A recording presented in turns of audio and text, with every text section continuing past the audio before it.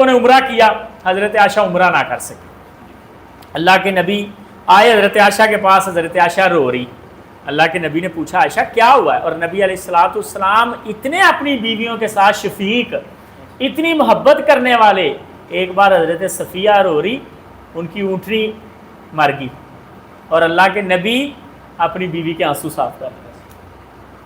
حالانکہ کیا تھا اسے، کیا ہماری اگر بیوی کسی بات پہ روئے نا، مثال کے طور پہ جوتا گم ہو گیا، یہی رونے ہوتے ہیں نا چھوٹے چھوٹے، کہ جناب سوٹ میرا خراب ہو گیا، ہم جناب الٹا ڈانٹنا شروع کر دیتے، کیا گھر میں ماتم بچھایا ہوا، سوٹ کی بات ہے، جو بڑا اچھا خاوند بھی ہوگا وہ بھی کہے گا سوٹ کی بات ہے میں تمہیں اور لے دوں گا، تم چپ ہو جاؤ رونا۔ حضرت صاحب یہ بھی طریقہ ہوتا ہے دلاسا دینے کا، لیکن اس کے علاوہ بھی ہوتا ہے۔ اللہ کے نبی بھی کہہ سکتے تھے صفیہ میں تجھے اور اونٹنی دے دوں گا، لیکن اللہ کے نبی غم میں شریک ہوئے کہ صفیہ کو اونٹنی کے ساتھ محبت تھی۔